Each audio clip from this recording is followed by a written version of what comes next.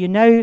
There is David Coburn of UKIP, Alan Reid of the Liberal Democrats, John Finney of the Scottish Green Party, Mick Rice of the Scottish Labour Party, Michael Russell of the Scottish National Party, and Donald Cameron of the Scottish Conservative Party. Please give them a round of applause.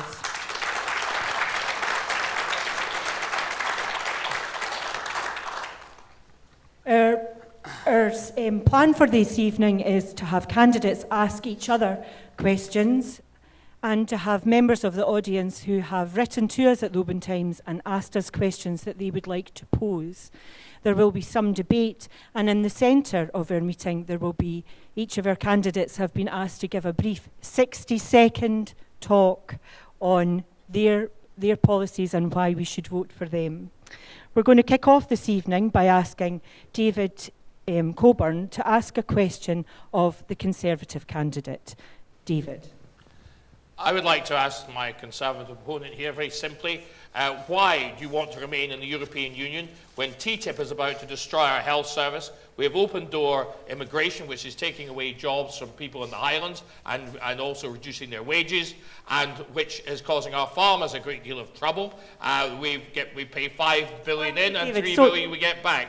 Not enough. So the question is, why do you want to remain in the European Union? Well, very simply, I feel that remaining in the European Union is better for us as a country. I say that with some reluctance. The European Union is not perfect. It has many imperfections, and as a lawyer, I see that very frequently. But on balance, it's better for us. And let's not forget, David, what this election is about. It's not about the EU and Brexit. No, it's not. Everyone will get a chance to vote in June in a referendum delivered by the Conservatives. And in that referendum, let me finish, please.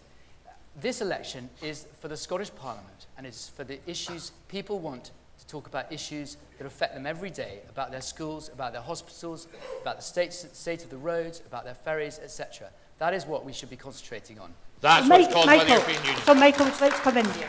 Yeah, I mean, I'm surprised, David, you want to withdraw from Europe. I had a look at your voting record today. You're 659th out of 751. You're getting a great deal of money for doing very little in Europe. Surely you should just carry on doing that. There's more to Europe, sir. It's a terrible voting record. There's more to being in the European Union than voting, sir. And may I say that your two SNP MEPs were not there when we tried to stop TTIP. We only needed 2 votes to do it. They weren't there, you have not been a rapporteur ever. You have not been an under-rapporteur ever. We're not allowed to be in UKIP. You do very little, but you get lots of money for it. You're a beneficiary of Europe, David. You get get the money. to close it down, sir, not to encourage You're a beneficiary. Okay, so we're now going to move on to our first question, which is from Mike Story. Mike, could you please stand up and give us your question?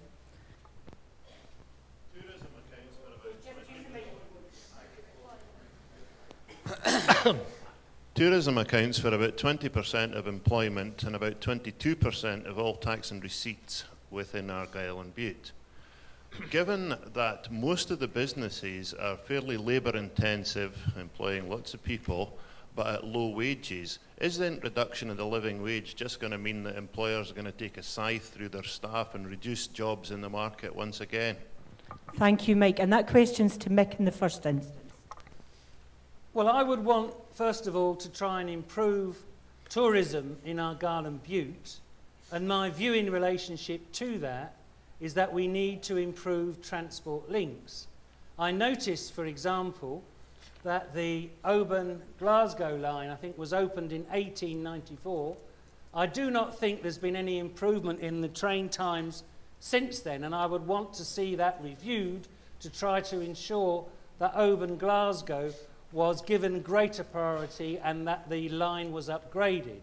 I'm also keen to see an improvement in terms of the potential for a tunnel between the Malahide. Sorry, I'm just going to stop you there. This is a question on wages. It's on wages? Yes. Well, my view on wages, quite frankly, I thought it was on tourism as well. My view on wages is that people deserve an increase in pay, that for too long the people at the top end of the scale have been getting more. It's about time that people at the bottom end of the scale were getting more, because that would improve effective demand and ensure that we were getting more spend locally within the economy. So John, you wanted to come in there. So really the question was, will tourism businesses simply reduce their staffing numbers to cope with the new living wage? Well, I'm a long-time supporter of good terms and conditions for workers, and I have to say that the Scalloway Hotel in Shetland, for instance, has led the way by being a living wage employer. I myself am a living wage employer, I'm sure Mike is. And it shouldn't be a barrier. I think people are prepared to pay more if they know that staff are being properly remunerated. I think there's a whole load of challenges that small businesses across the Highlands and Islands face. Recruitment is one of them, but I certainly would want to see and encourage everyone to move to the living wage. And I certainly wouldn't want to see any public money go to any business, particularly a large business that wasn't paying it. There will have to be a progression to that point. That's accepted. Thanks, John. David and then Michael. Well, the European Union has a major problem. We have open door European immigration from Southern Europe. Many of the economies there are in a catastrophic situation, and many of the waiters and such like are coming across here looking for work. That compresses wages for people in the Highlands and Islands. I want to see our people being given a better chance. I want to see them being trained for jobs here in the Highlands and Islands and not importing a lot of people from abroad. It is not good for the UK and good for Scotland. And the only way we can do that is by leaving the European Union. Michael. That'll be the answer to every question from David tonight. The reality... Well, it's still a good answer, sir. Oh, well, we're used to it. We've heard it too often. The reality of the question that you're asking is in the cinema. This is a living wage employer.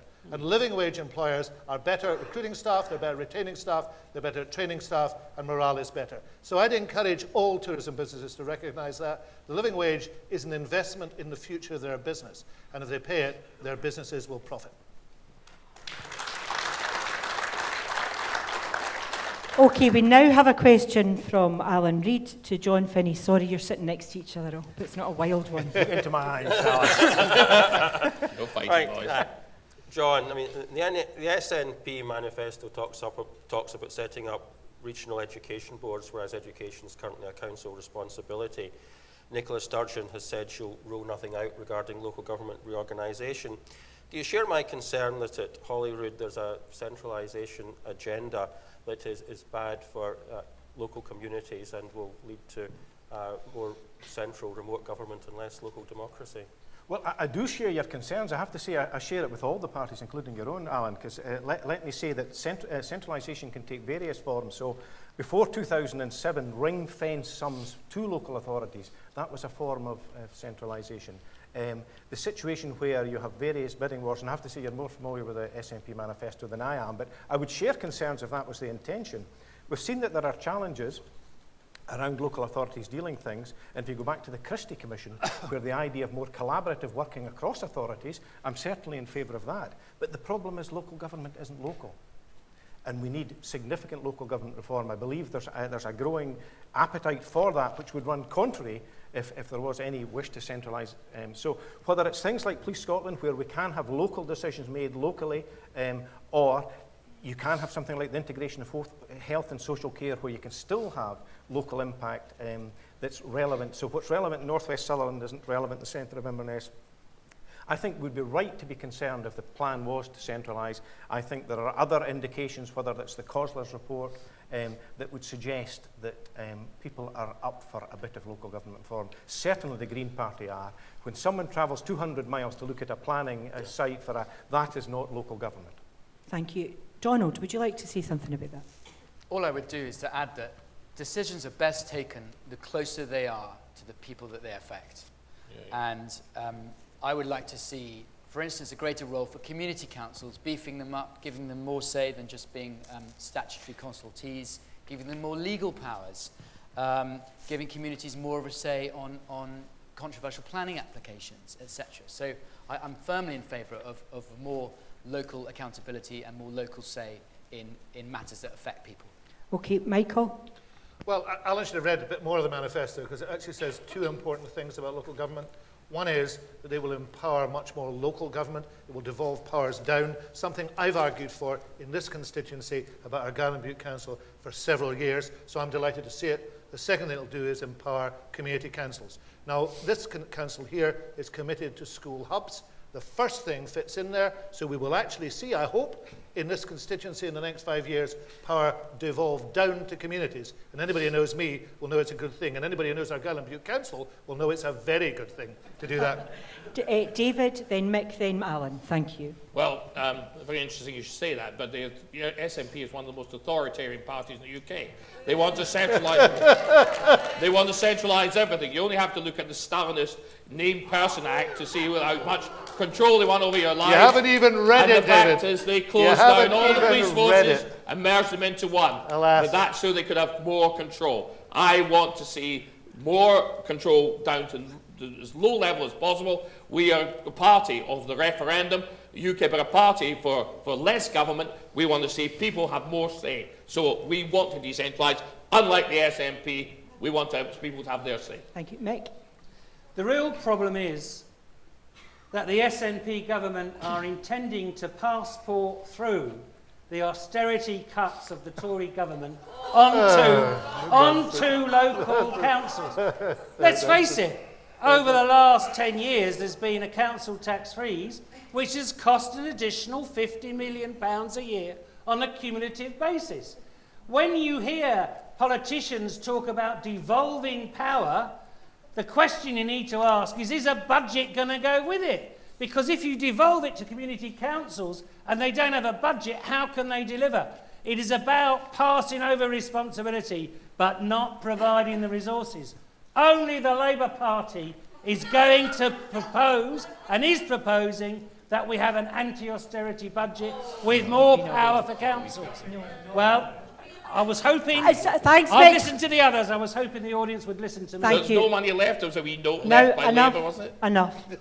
Alan? I agree with Michael's comments about decentralisation, but what concerned me was this reference to these regional education boards. Can you tell us what powers they will If have? I'm given time, absolutely. Quickly. The real education power should lie in the schools. That's why the hubs exist. Any regional structure, as in the college structure, would simply support that. The reality is the decisions should be made in the schools, the decisions should be made locally. So I'm glad I've got the support of the Liberal Democrats for that. There are not likely to be many in the Scottish Parliament, but those that are there will clearly support this SNP policy. But what are these Good. what powers will these boards have? Well, quite clearly they will have a general power of support, but the decision-making will be made within the communities and the schools. And that's what I want, that's what you want, Yes. that's what John wants, and a progressive force is building up here. We'll get that done, and we'll get more decision-making locally in Argyll and Bute.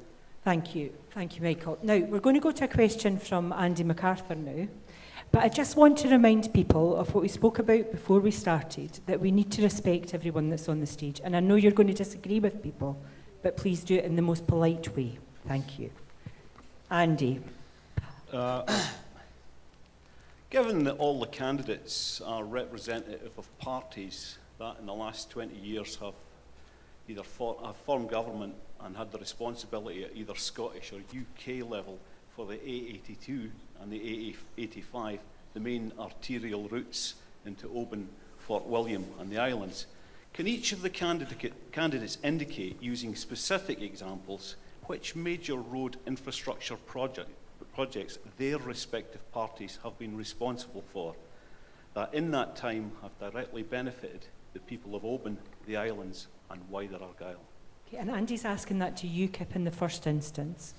Well, I'm afraid we haven't had the luck of being in government yet, but I'm looking forward to it, very much so. And when we are not going to pussyfoot around. We will be very clear about what we're going to do and why we're going to do it. And we will also have a budget, a beginning, a middle and an end, and not those open-ended mad projects where it seems that they never get halfway through, then it doubles, then it quadruples, David, and then they come back to where they started off again. I'm going to draw you in here. Yes. Andy very kindly asked you for an example. How are you going to make our transport system in Argyll and Bute better? Well, the first thing we should make sure is that we treat ferries as if we were treating them as roads or bridges. And in the same way, we should treat roads in the same way we do in the rest of the UK. And we don't do that at the moment. Not enough attention is given. And we make promises and they don't fulfil them. Have you heard of RET? Yes. Good. John? Well, I'm prepared to concede that the Scottish Greens won't form a majority government in the next term, but what we will seek to do is moderate the obsession with building more roads. The Greens are not against the infrastructure. What we want is to see the infrastructure properly maintained. So long as the imperative for all the other parties is the triangle of the A9, the A86, and then down the East Coast being dual, then Achnacoich, the road to Lochgilphead, you name it, the 82, the landslips there that mirror what's happened in the rest of Be Thankful, Achnasheen, they will be neglected. All the other parties are also committed to something called the Trunk Link Road in Inverness, £65 million for a 1 mile stretch of road through a green belt area that could be used for food production. Calculated to maybe take people on a bad day only 12 seconds quicker between the routes. 65 million would upgrade piers, it could be, well, I needn't risk, I'm sure you can, Andy, yourself, come up with many things that £65 million could be better spent on than a road with infrastructure through a greenfield in the east side of Inverness. Now, Alan, a lot of your campaign has been around potholes and about bad roads in Argyll and Bute. What have you got to say about what project would you like to see happen in Argyll and Bute? Take responsibility for Yes, I understand that, Andy. Specific examples that Well, I would your answer your political question, party Louise, or Andy's has been question. responsible. In Alan's case, the 2 periods of coalition where the Lib Dems were in with Labour in the Scottish Parliament from 1999. Right, okay, so I'm just going to, so what have you done, basically? Well, the Liberal Democrat Labour executive that was in power at the beginning of the Scottish Parliament, it put into the Roads Capital Programme the Crianlarich bypass and the works at the to take away the traffic light at just north of Tarbert on Loch Lomond side. That was put into the capital programme and the design work was started. The SNP came to power and the works did happen, but the SNP postponed the work and it eventually happened. Okay, so we're now going to go to Michael. Well, I was going to point out that we have done the Pulpit Rock and we have done the Crianlarich bypass. We've spent £50 million on the A83. But I'm also going to say not nearly enough has been done. We've been through a period of capital restriction. I, as a member of the A83 task force, and I've been attending those meetings, as a member of the A83 task force, want to move on from the red route, which we've had now, onto the green route, to actually get a new road built on the other side of the Glen. And that's what I'll be pushing for if re-elected, and continue to the improvements on the roads to Oban, but also the continued improvements to the ferry infrastructure. Michael, are you sticking to the question? I am. I'm on to ferries now, but I was ferry infrastructure. I used the word infrastructure. This is like one of these radio things. You've not to repeat yourself, otherwise you get buzzed. The ferry infrastructure, and that includes building ferries. And we've actually built ferries for the first time in 10 years, and we'll go on building them, and we're building them on the Clyde too. Yeah. Thank you. Next question is your question, John, to Mick Rice. Okay, excuse me. Mick, do you personally support Labour's across-the-board income tax rises, which would penalise those on lower than average incomes, and Labour's cap on the replacement for the council tax, which would see owners of high-value properties unfairly rewarded? If so, why? If no, what's your alternative? Well, I don't accept the premise of the question, particularly in relationship to the last part of it, which says that those on, high-value properties would be unfairly treated or something? Rewarded. Rewarded? In what respect? Our new property tax is going to be based on a revaluation of properties in Scotland.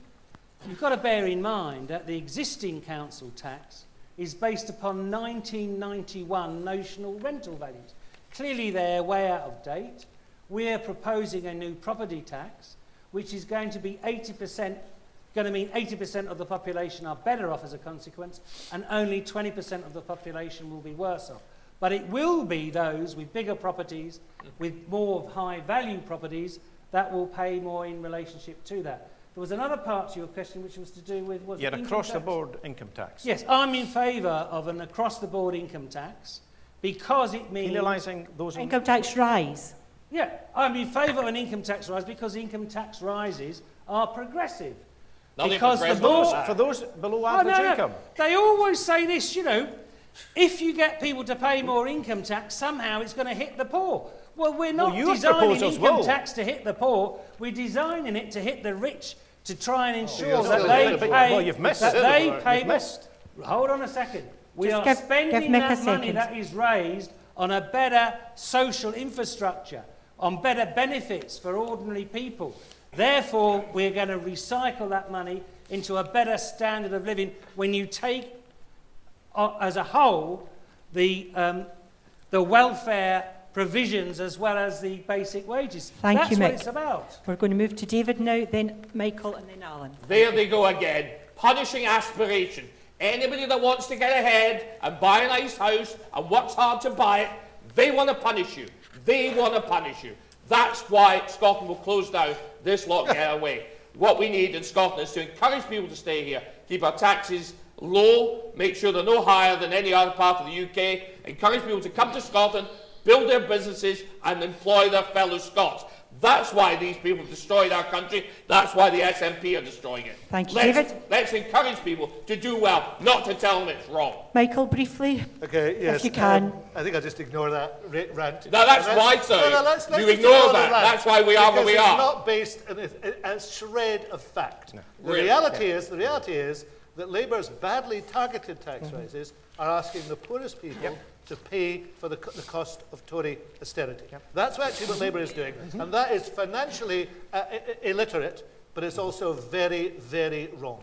Thank So you. once we have the full tax You're powers, passing it on. we'll use these sensibly, not in that daft way. Thank you, Alan. Well, Michael's talking a load of rubbish because we're not asking the poorest people to pay more. I mean, the Liberal Democrats eventually. want to put a penny on income tax to pay for improved education, but that is to be taken into account along with the increases in the personal allowance. That's the point at which people start paying income tax. It was Liberal Democrats in the UK government that championed those increases in the point at which we start paying income tax. So when you take the two together, nobody earning less than £21,500 a year will pay more under our proposals. Once you get to £21,500, you'll start paying more. So it's rubbish, as Michael says, to say that the poorest people will be asked to pay more. They won't. They'll actually pay less next year. Thank you, Alan. John.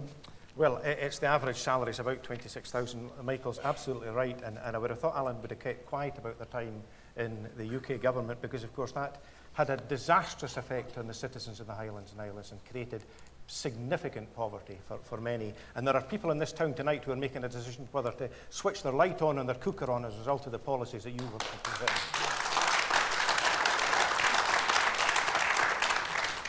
Thank you, folks. We're now going to go to Derek Connery, and Derek has a question for us. I'm sure the panel will agree that while the upgrading of the broadband network is welcome, is it not in real terms a waste of money?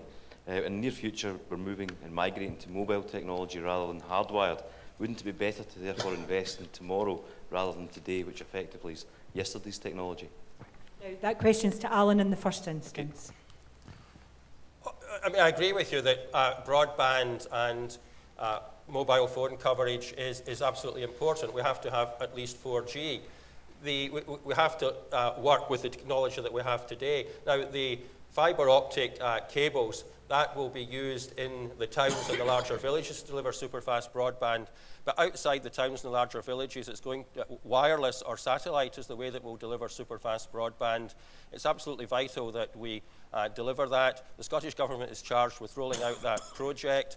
I mean, when I was a Member of Parliament, I got money from the UK Government to kickstart that project. It's vitally important that we see that project through. We have to deliver super-fast broadband and 4G mobile phone coverage during the lifetime of the next Parliament to everywhere in Scotland. And we also have to make sure that, I mean, Derek's got a good point, as technology moves on, we have to make sure that we keep a pace of technology that the Scottish Parliament delivers for the whole of Scotland, not just the Central Belt, and we can't make the mistakes of the past where the rural parts of Scotland were left behind when new technology comes out. As new technology rolls out, in future the Scottish Parliament must make sure that it's rolled out to the whole of Scotland, not just the Central Belt. If that's the case, Alan, why was there no contract in place that there would have been for water or there would have been for any other service that's absolutely vital for us to live our lives here?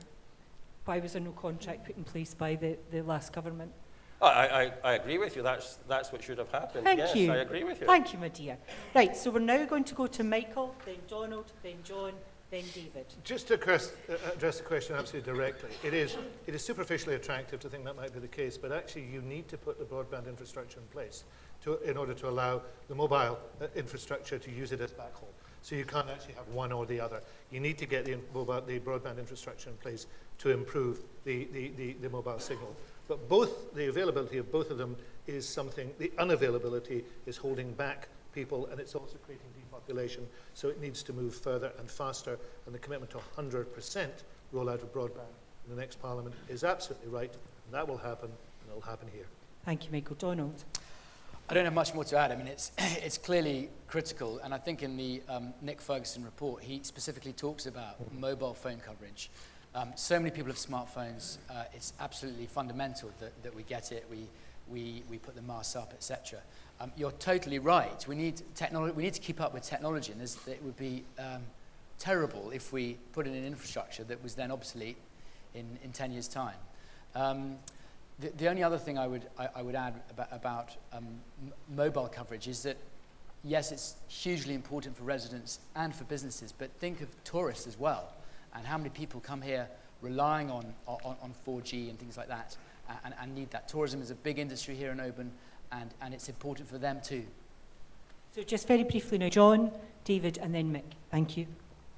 Well, it's important that public money works in the public interest, not in a certain percentage of the interest and not in a certain percentage of the geography. And the reality is that the obligation that's placed on BT, their contract, I'm sure, will be very sound, but it's to maximise profit for their shareholders. So I would encourage people to look at the experience that's happened in Mull with Gear Plus and Egg, in Applecross, where people have said, we can't wait, we're going to do it ourselves. But in the meantime, significant sums of money have been rolled out. So we must be tighter than that, whether that's roads contracts, whether that's IT contracts. We must be very, very precise what we're going to get. And we've been here before, because Mrs. Thatcher sold off the networks for the emergency service, and that brought about Airwave, with all the similar difficulties. Okay, David. Well, it's absolutely essential, broadband, rural broadband, especially for the Highlands. We need that is something that can bring businesses. If you've got that, you can open a business anywhere you like. You don't have to be in Glasgow or Edinburgh. You can open anywhere in the Highlands. That is essential, and they've done nothing. 7 years they've had to deal with this, and they're still dealing with the previous technology. We need to do a deal with the companies and make sure that the rural areas are folded into that contract. And if they don't do that, they don't get the contract. And we should have been doing this years ago. And the SNP of 7 years to do it, done nothing. Campbell, remind me what your job is. Sorry. Mick. Yeah, there's two points I'd want to make. First of all, whilst I agree that there should be improvements to rural broadband, and it will make a difference to the business prospects of businesses setting up in rural areas, I think that the Scottish Government should actually follow that up by stating that they're going to relocate civil servants to Argyll and Bute, rather than building even bigger bureaucracies in Glasgow and Edinburgh. Let them come forward and say they're going to back up this policy by relocating real jobs to these sorts of areas. Okay, thank you. Sorry, we're going to move on. Thank you. You're now going to ask a question to Michael Russell. Oh, yes, I am. You've been looking forward to it, clearly. No. Michael, in 2003, the SNP, in their manifesto for that election, stated that they were going to abolish the council tax, as it was unfair. Why haven't you done so, and why has it taken you so long to come up with any other proposal? Well, if it was in the 2003 manifesto, we didn't form a government thereafter, so that explains those 4 years. If we then look at 2007 to now, there are two reasons. The first is, in the 2007 to 2011 period, we didn't have a majority, and the thought we had that we would introduce a local income tax, it became increasingly clear that was going to be too difficult to do and wouldn't have support. When we got into 2011, what we said is we recognized, and you recognize this thing when you go into government, we recognized that there were a range of options which needed further examination. We committed ourselves to that in the 2011 manifesto. I'm sure that's the wording we used. We've had that process. We don't believe any of the options that are yet coming forward are actually going to be effective, so we're continuing to develop the council tax with the view that we would like to find a better solution. But the development of the council tax is good, because what we're going to do is to make sure we raise a bit more money. We're going to remove the very, very useful block on raising council tax in a small way, and we're going to gradually make this work better. You can't, make, as you know from the Labour background, do everything you want to in government. I mean, Labour hardly ever does anything in government. But the SNP has done it slowly, steadily, and correctly, and that's why people support the changes we're putting in place. Thank you, Michael. We're going on to John now, and then we're going to move on to our next question. Well, it is disappointing. There was a cross-party group got together that didn't involve the Conservatives. And Mike's right to say that there was no single solution that came up. But when properties, and Mick mentioned earlier about there's not been a revaluation, when properties, the multiplier in the demand moving from 3 to 4 times is extremely modest, particularly when properties are 15 times the value, some of them. So ultimately the Scottish Greens would want to move to a land value tax. We need to tax wealth, and that's something very tangible there. It is the case that it was a long-standing policy of the Scottish National Party to get rid of the discredited council tax. It was often preceded with that. And I'm disappointed that doesn't remain the case. Let's hope there's an opportunity to keep looking at it. I think there is unfinished business connecting with the wider issue of local government finance, and hopefully it'll get picked up in that. Thanks very much, John. We're moving on now to Tom Dolan, who is going to ask the next question.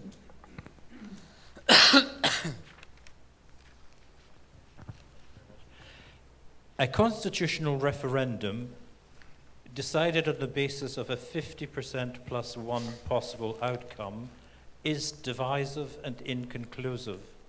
Should not such matters require a 2/3 majority or similar convincing requirement as in other countries to change the status quo? And that question is to John Finney in the first instance. Well, the Scottish Green Party are very proud of their involvement in the referendum debate. I think we brought a different perspective to things, and I thought it was great, the level of engagement. The Scottish Green Party I'm seeing you shaking your head, engagement in politics is a very positive thing, and we had a turnout there that was significant. We would want that mirrored in local authority elections, UK elections and Scottish elections. I think there is an appetite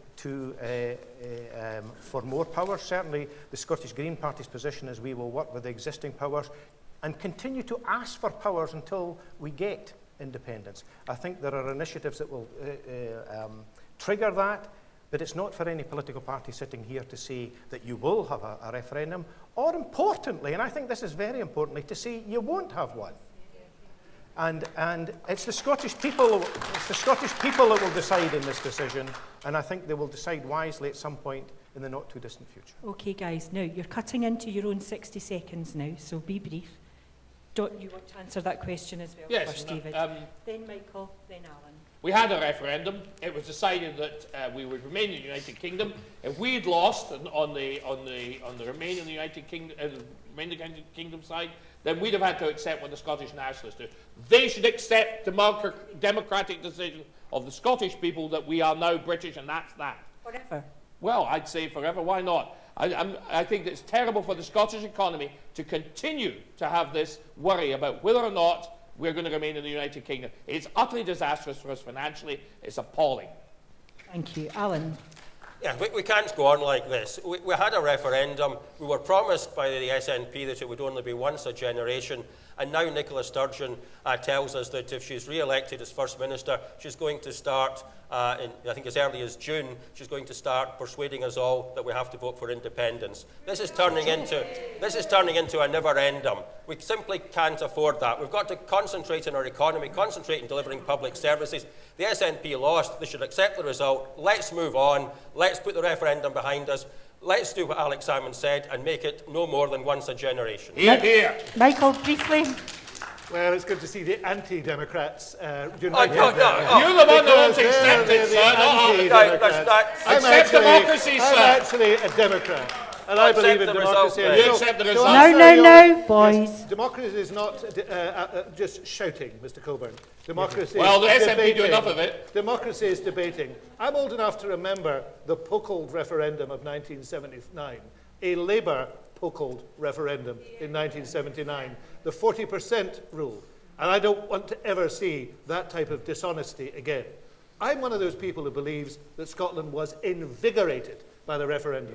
I've seen a huge coming together of people who want to see this country succeed. I'm excited by that. Many people are excited by it. That's a good thing for Scotland. Let's carry on with that energy and enthusiasm rather than the naysayers who want to poke another referendum.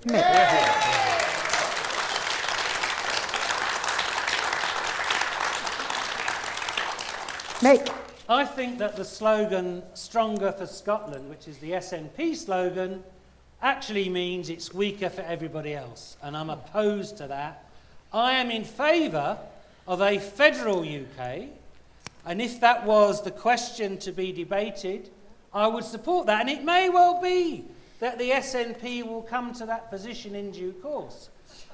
Having said that... Just briefly, please. Having said that, I am also a Democrat. I believe in 50% plus one, but I also think that as you've had a referendum in 2014, we ought to abide by that decision, and I think Alex Salmond said it was a decision for a lifetime. No generation. When he dies, maybe we'll think again. Long live Salmond. Donald.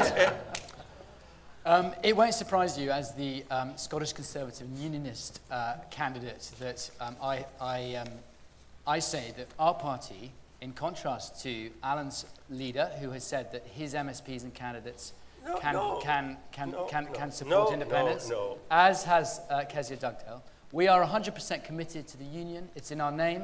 It's in our DNA. I disagree with Mike. I thought the referendum was divisive. I don't want to go back there. And Ruth Davidson and the Scottish Conservatives will, if you support us, we will say no to a second referendum.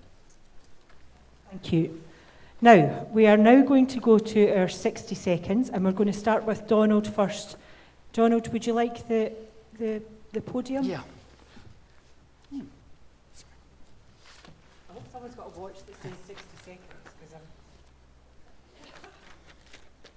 Right. Thank you. Thank you very much. We've talked about a lot of important local issues, about infrastructure, about population, keeping our young people here, connectivity. These are all very important to me, especially also farming and helping our farmers and crofters across the area. But I also want to speak to you about a national point. It's likely, if the opinion polls are correct, that the SNP will be returned as the government. They need a balance. They need someone to hold them to account. They need someone to hold their feet to the fire. We need an effective and strong opposition. And I would suggest that Ruth Davidson and the Scottish Conservatives are best placed to give that opposition, to hold the SNP to account. Labour hasn't laid a glove on the SNP in the last 9 years, and Kezia Dugdale isn't about to turn that round. So, when you come to your second vote, I ask you to think very carefully about which party is best placed to hold the SNP to account and provide a strong opposition. And I hope you find that answer to be the Scottish Conservatives. Thank you. Michael.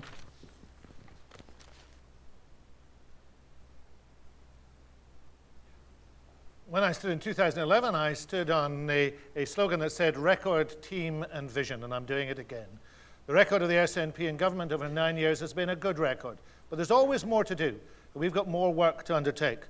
We've got a strong team locally and nationally, campaigning for the best for Argyll and Bute and the best for Scotland. We've got a vision of a Scotland that we want to achieve. A vision of a Scotland that, yes, has better transport, yes, has better telecommunications, yes, has better health and education, all things that we've invested in, but also changes radically. I've been very pleased in the last 18 months to be involved in land reform. We want to continue that process, particularly in terms of housing and rural housing. And yes, to defend and stand up for families and children. I've been proud of the work that the SNP has done. I've still got the enthusiasm and the commitment to go on doing it for this constituency, for all of the people of this constituency, and for Scotland. I will hope you will trust me to do so. Thank you. Thank you, Michael.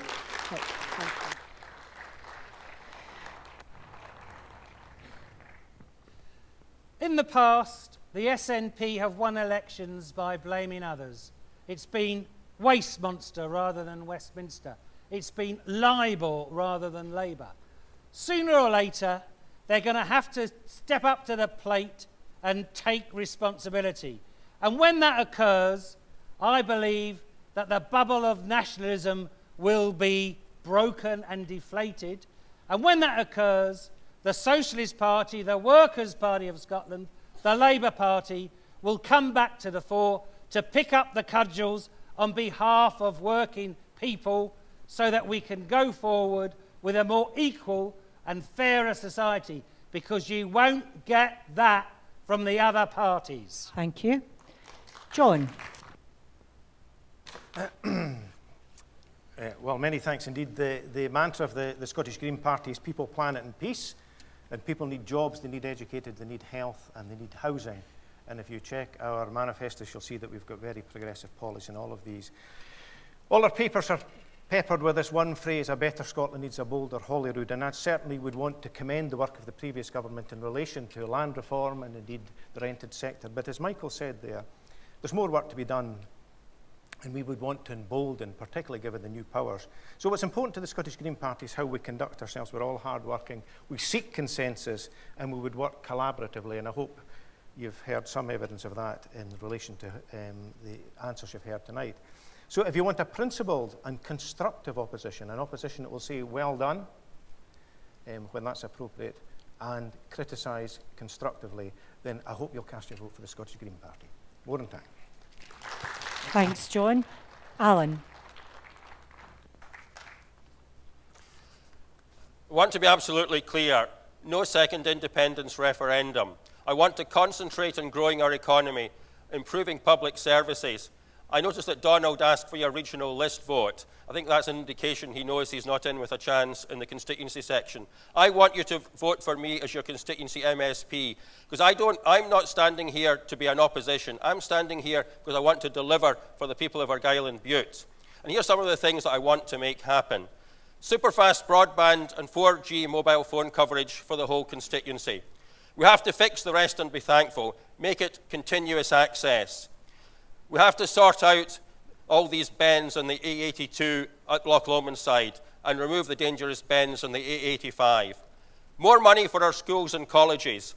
A massive expansion of free nursery education.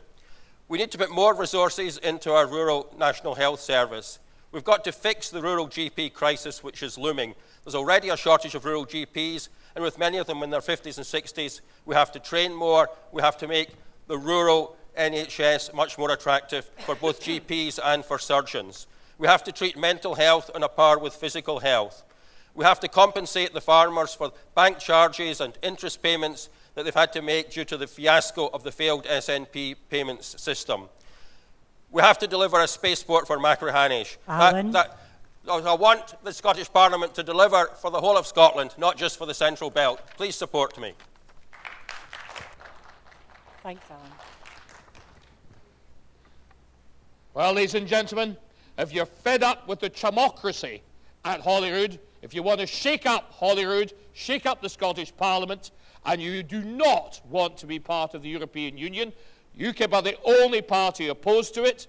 We want to see Scotland out of the European Union with a 200-mile fishing limit. We want to see our farmers getting paid. We spent 5 billion in and get 3 billion out of the European Union.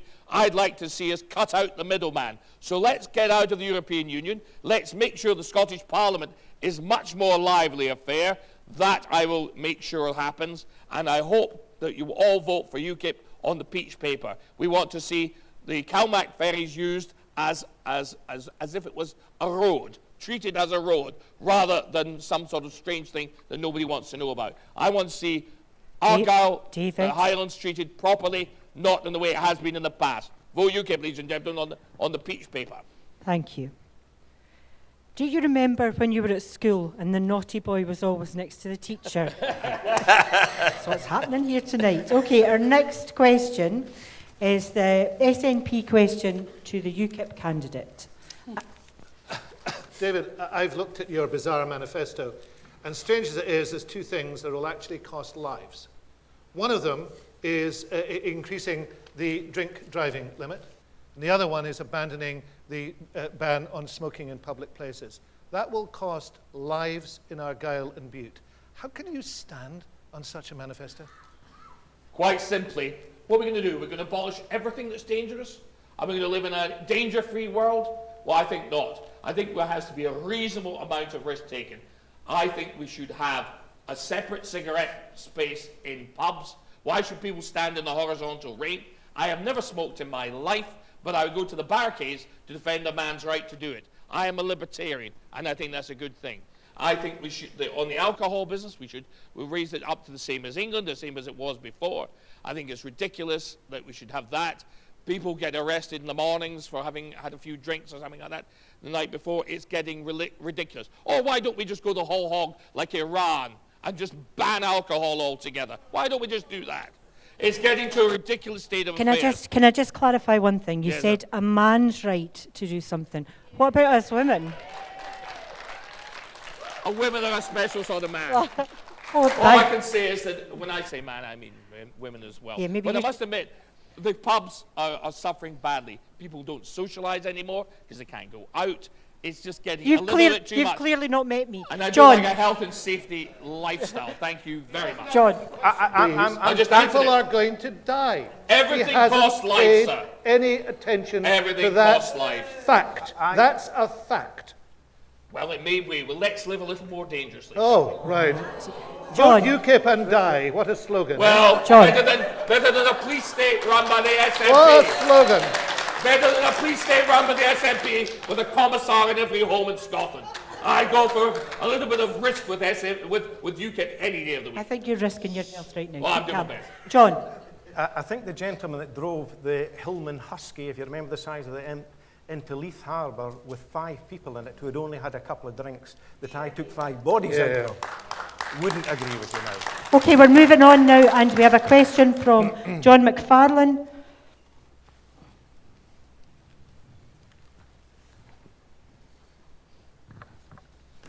Given that Scotland's literacy and numeracy are in decline, and only 1 in 15 of deprived children get university grades, is curriculum for excellence a misnomer? And that question's to Michael. Well, I'm distressed to say that none of those figures are correct.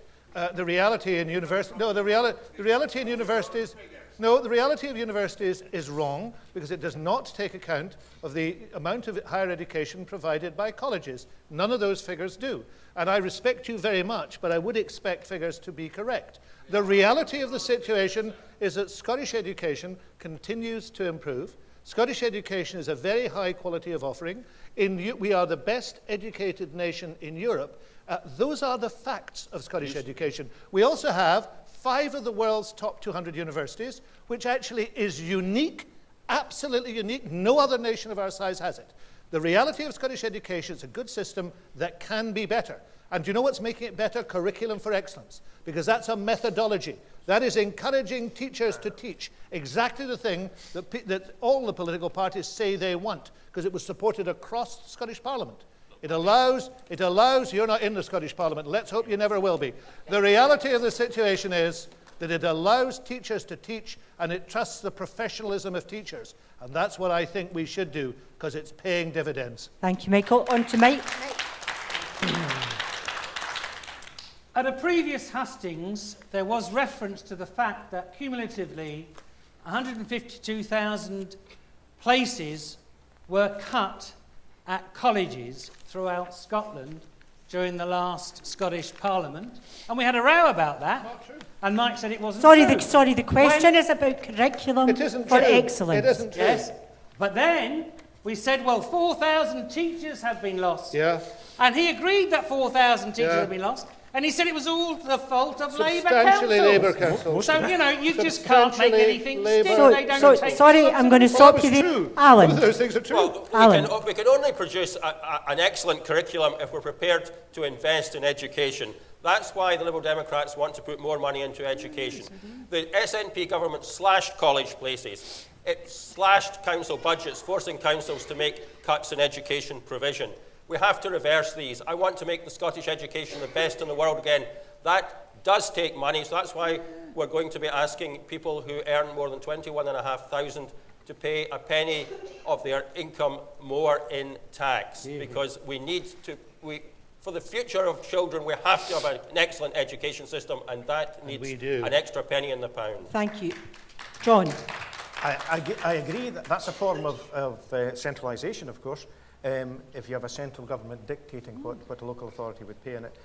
There's a challenge, and the challenge, Mike's quite right, I certainly support Curriculum for Excellence, the Scottish Green Party do, the broadest possible curriculum. There is a challenge, as the gentleman says, about the figures of attainment, and the attainment fund is directed primarily at areas of deprivation. The reality is, of course, that all poverty isn't restricted to areas of deprivation, so we need to find a way of getting around that. We also need to have more teachers. The Scottish Green Party's costed commitment is to 4,000 more teachers. And we need to have a fixed period for the working week. But all of these things, as everyone will say, requires money, and we need to be upfront about allowing local authorities the ability to raise funds themselves and about generating more money at Holyrood. Thank you. Now we're going to move on to our next question. Very quickly. We used to have the finest schools here in Scotland, grammar schools like Glasgow High School and Grangewood High School, many other fine schools. They were closed down by successive Labour and Conservative Secretary of States for Scotland. It ruined our education system. UKIP want to bring back grammar schools for clever kids who are academically inclined, and technical schools for clever kids who want to have technical education. Donald, we're going to move to your question to Alan Reid. Rubbish. Well, complete rubbish. Alan, just for the record, in my little speech there, I made no such concession. I'm in this race. I've been to 9 hustings, and I'm still standing.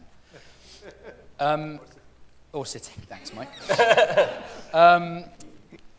Your party, and you've spoken about it very frankly tonight, want to increase income tax in Scotland. Why should hard-working people in Scotland pay more tax than in other parts of the UK? Well, to answer your first question, Donald, you did in your speech ask for people's regional list vote. You didn't ask for their constituency vote. On the income tax, we need to put more money into education. We have to find a fair way of raising that money. We think that asking people who earn more than 21,500 to pay a penny more in income tax, and obviously the more you earn over 21,500, the more you will pay, is a fair way to go about it. I mean, Donald, your Conservative manifesto puts up taxes as well. You're going to place a tax on university tuition. You're going to place a tax on prescriptions. So I think one thing that unites, certainly 5 of us, I'm not sure about David, but certainly 5 of us on this platform are all standing on manifestos that mean more tax. And I think that our way on income, I excluded you, David, I didn't concede that. And I think that our way of the penny on income tax is fairer than your way, Donald, of taxing university tuition and taxing prescriptions. Okay, thank you. We're going to move on now to Sue Pagan, who has got a question. Sue? Yes, good evening, gentlemen. Good evening, gentlemen. Alzheimer's Scotland has created an election pledge, and my understanding is that 3 of you have already committed to support that pledge. I'm wondering if you would like to say why you would support it and why not. I have a copy of it here. And the pledge says, I support Alzheimer's Scotland's vision of Scotland that upholds the human rights of people living with dementia, recognising them as equal citizens, afforded dignity and respect, and empowered to exercise choice and control in their lives.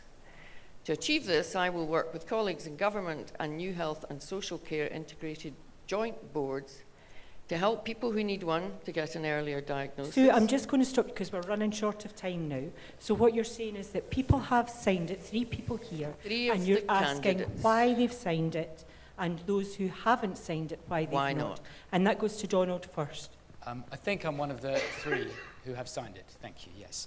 I think as many of us here will know, we will know people, as I do, who have Alzheimer's, and I'm aware of it and its effects. I think there's also a wider question, which is mental health in general. And my party recognises that I think 1 in 4 people in Scotland have suffered from a mental health problem of some sort. There should be more parity between mental health and physical health. We want to plough £300 million into mental health so that there's dedicated support in GP surgeries across Scotland. Now, I know that's stretching away from your initial question, but I think there is a wider question of mental health too. But I'm very glad to have supported your pledge. I am unaware. Well, have I signed it? There are many pledges to sign, and I may not have signed it. If so, I will sign it. And the reason I would sign it is because society is changing. The people are growing older. We have a society in which the focus of the health services is going to be more on complex needs of older people. And we have to therefore change what we do. We have to change some of our priorities. And some of those emerging priorities include Alzheimer's, dementia, and conditions which are part of that aging process. I also agree with Donald, and politicians do agree, on the mental health issue. That is an issue which we really need to tackle, particularly in Argyll and Bute, where our services are not up to scratch. And that's why I welcome what is in the SNP manifesto about giving an additional priority to that.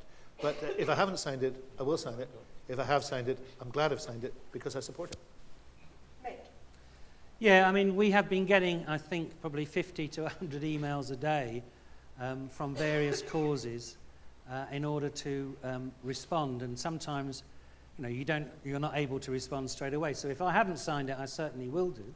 Having said that, of course, we get requests from all sorts of different worthy campaigns to support. And one inevitably wants to support all of the worthy causes. But at the end of the day, it comes down to having a budget that is going to make a difference.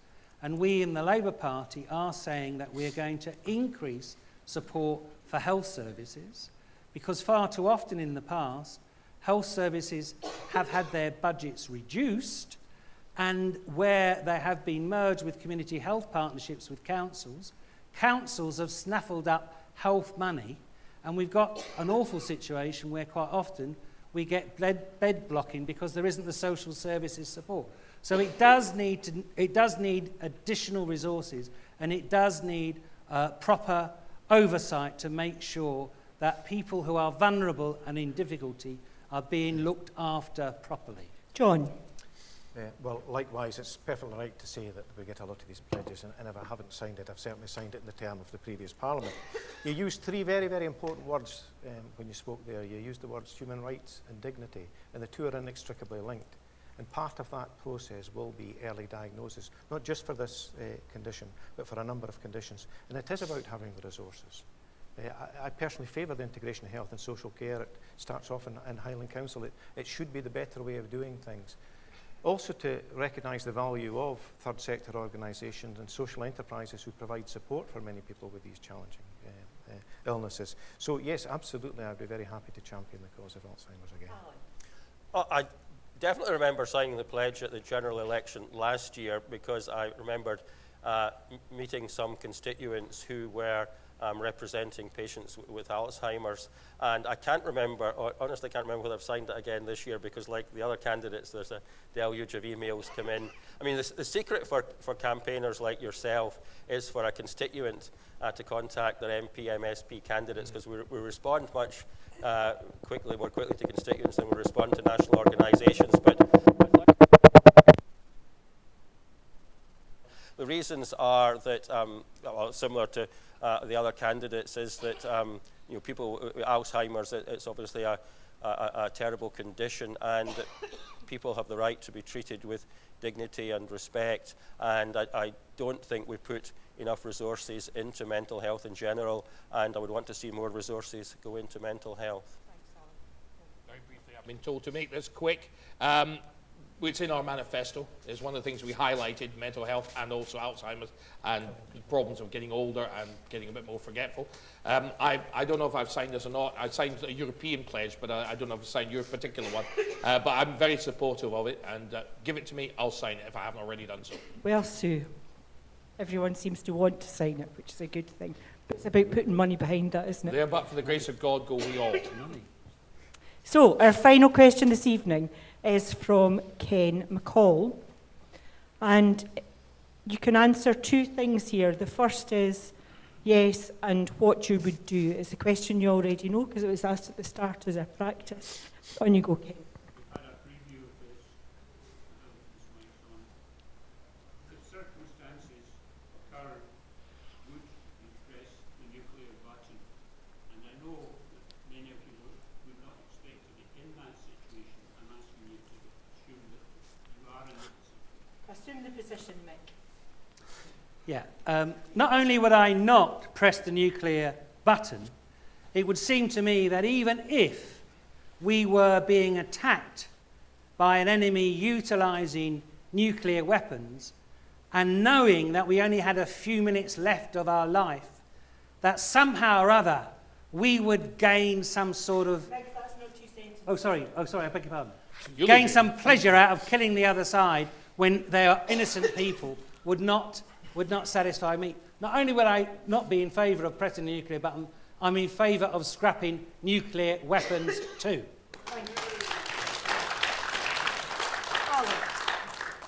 Well, only the Prime Minister has to take that decision, and I'm not standing for Prime Minister, and I'm never going to be Prime Minister. But if I were the Prime Minister, I wouldn't answer the question, because the whole point about a deterrent is to deter. And if you answer the question, you're no longer deterring. So no Prime Minister is ever going to answer that question. Donald. You've heard my answer with very great reluctance, and I hope it would never arise, but yes, I would be prepared. John. People refer to them as weapons of mass destruction. I prefer to call them what they are. They're weapons of widespread, indiscriminate civilian slaughter. I would never press the button. David. In a world full of people like the North Korean leader and Mr. Putin and various other people, I think anybody who said that they would not do it would be a fool, and I don't see why we should have a nuclear weapon if people weren't prepared to use it. And I would never say whether yea or nay. That's something you must leave in the air. That's the whole purpose of the weapon, to stop other people using on us. I'm proud to be, in David's terms, a fool. I would not press it, and I've spent much of my political career fighting not just to abolish the button, but to abolish what's connected to the button. The answer is an unequivocal no.